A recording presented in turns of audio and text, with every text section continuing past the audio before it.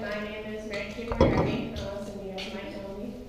And my case study is on the anterior displacement of the glenohumeral joint paired with the rotator cuff bulging fracture. So that was kind of a mouthful to kind of lay it out for you guys. So the anterior displacement is the humerus coming out of the glenohumeral cavity. Along with that, you have the rotator cuff muscles, which the main insertion is on the greater tubercle or greater tuberosity of the humerus. And the avulsion fracture is basically those muscles, their attachment site tore away from the humerus itself. A little anatomy just to show you guys, if you can imagine this.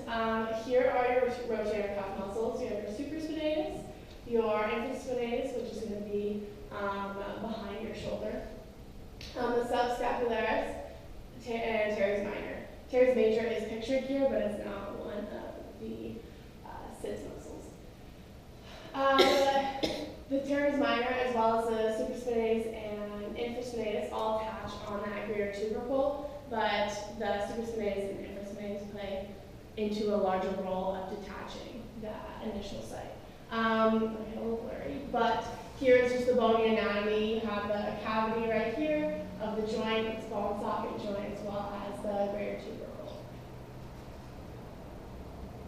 Also, along with this soft tissue, you have a labrum that sits along the glenohumeral cavity, and that is, it basically allows a larger surface area for the humerus to articulate with. A little background of exactly what happened to this athlete. He was running down the field, he's a lacrosse male freshman lacrosse player, and he was running down the field about to take a shot. After his follow through, the keeper came out and basically pushed him. He landed fluke mechanism, which Meg described, falling on an outstretched hand. And so, basically a little history on him. He had dislocated his shoulder once before in high school, but it was towards the end of his season. And so he didn't really have as much motivation to work on rehab. And then it was summer break and he was kind of on his own. And just didn't really want to follow up with rehab. So this kind of put him behind and predisposed him to a lot of other conditions, because not healing those specific tissues allowed other muscles to overcompromise, as well as making those muscles underneath, like the rotator cuff, weaker. This plays a lot into stabilization, which is needed because I'll show you in just a moment exactly the mechanics of the sport and his position.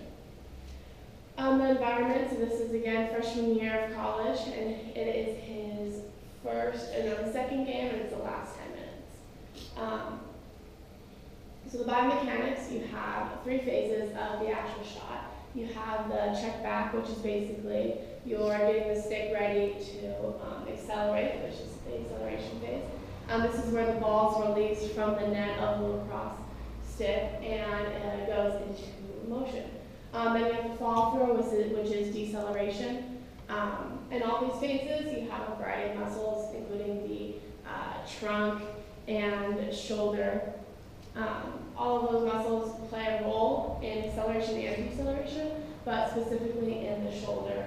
A lot of it is stabilization for both the elbow as well as the trunk. And then general mechanics of the shoulder. You have either on any given point 25 to 30% of the humerus actually articulating with the cavity. Knowing this fact, it's apparent that the bony structures aren't the ones providing all that stability. It's mostly the musculature and ligaments and soft tissues.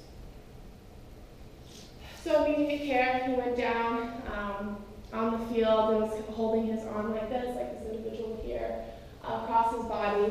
That's a telltale sign that there might be a dislocation. And so it's the last 10 minutes. We got to him, he was able to walk. There was no signs of shock, so we walked him back to the sideline where we did a sideline eval. We noticed there was a displacement. He had already dislocated his shoulder before, so we made the call that it was safe to relocate it, which was made with, we pulled down on his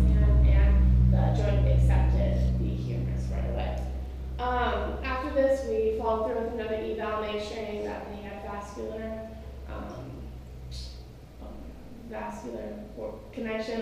That blood flow was getting to all his fingers, and there was nothing in the way there. And as we started palpating the head of the humerus, we noticed that there was point tenderness over that greater tuberosity, as well as a little bit of a bump. We couldn't feel it completely, but there was just enough to make us uncomfortable, and there was also crackness, one push down onto that area.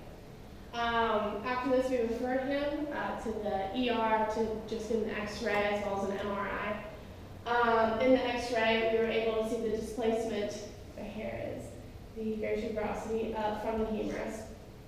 It was approximately 5 millimeters displaced from its original position. And then after that, we took a MRI as well, just to make sure that there was no massive impingement and none of the rotator cuff muscles had either been torn or stretched or specifically impaired, which there was none of that. And so for the repair, right away we scheduled him for surgery. It was 2 days after we made the diagnosis, which he just rehabbed with cryotherapy. And then for the actual surgery itself, it was an open surgery, and we used 2 screws, lag screws, to connect the bone back to the healthy humerus. We chose the lag screws because the bone was very healthy, and being a young athlete, we felt that we could trust the bony tissue more than the musculature. If we were not to go with the lag screws, you could also do a sort of suture with wire connecting to the infraspinatus and supraspinatus, and then using the fulcrum of a screw or another point further down in the humerus. So both in return to play protocol. So mentally, he's a freshman, he's scared. Luckily, the lacrosse team, they're great guys.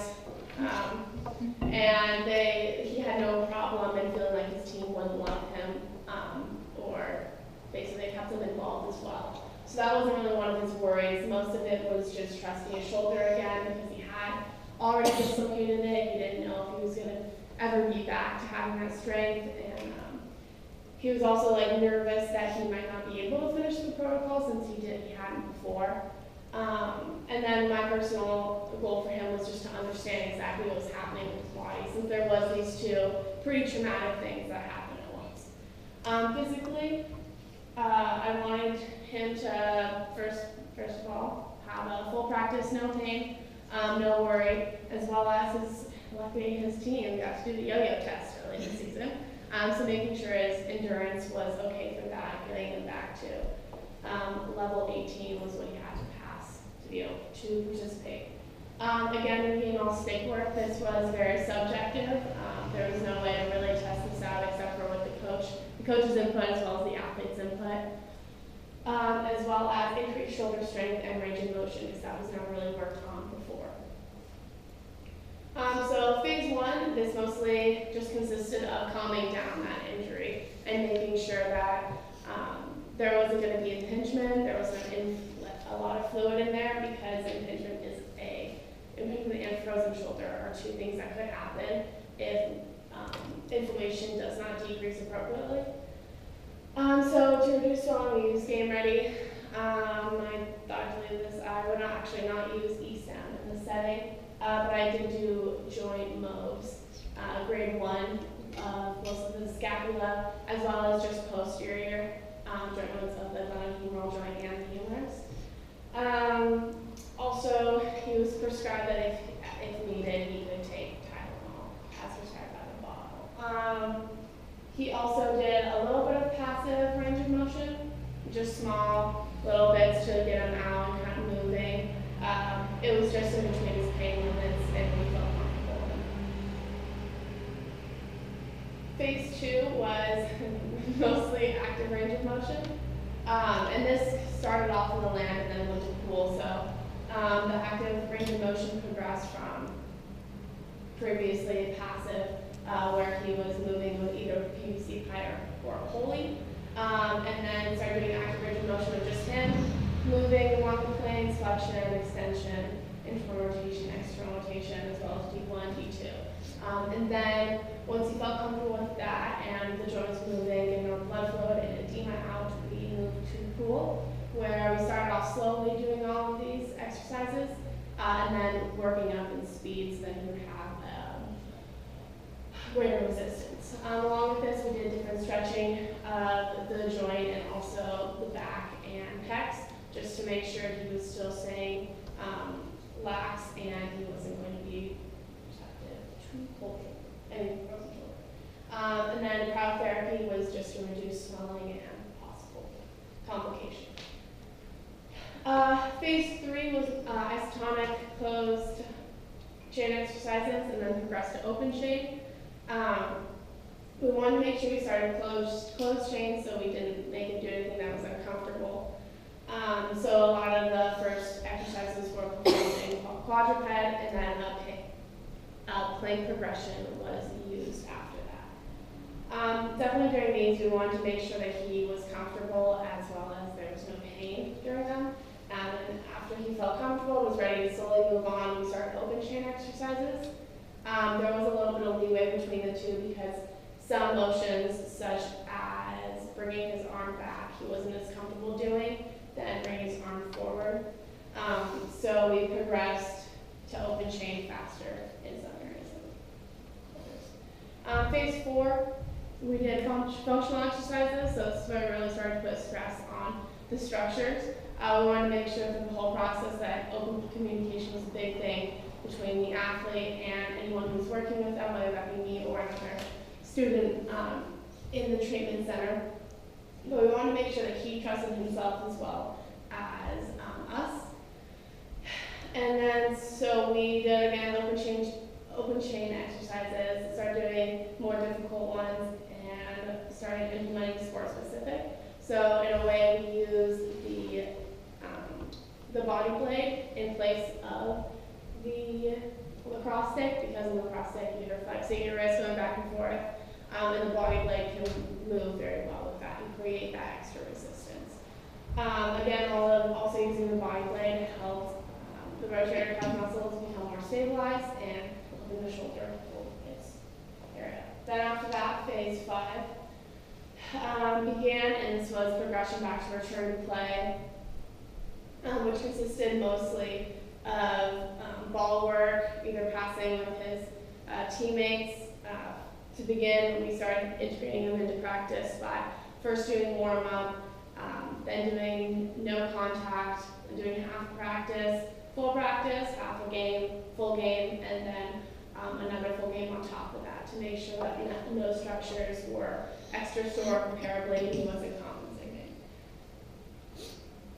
So in conclusion, he made it back, and by the end of the season, he was not able to start or have a lot of playing time, but he was still with the team. Along with this, we made sure that he was still cardiovascularly healthy, because that was one of the yo-yo test was one of his final tests. So we had him on the bike, so there wasn't as much shoulder movement at the beginning, and then moved him to the treadmill, and we also did work in the pool for endurance. And that's all. Questions?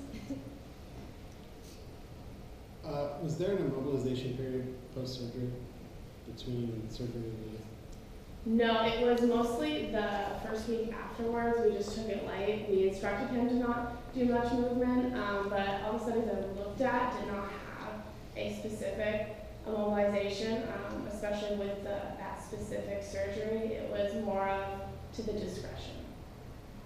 And with the surgical repair, there's obviously the bone repair. Was there any soft tissue repair related to the instability? No, because there was no strains or tears in the musculature, as well as they didn't want to try to fix something that could be fixed in rehab.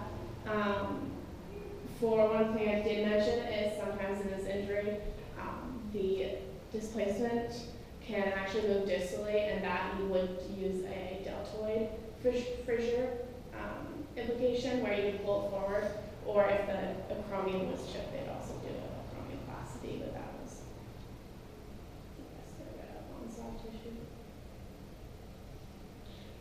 did it take to restore full range of motion? Full range of motion, it took him, like passively or actively? Actively. Actively. It took him about 2 weeks. Oh, no, 3 weeks.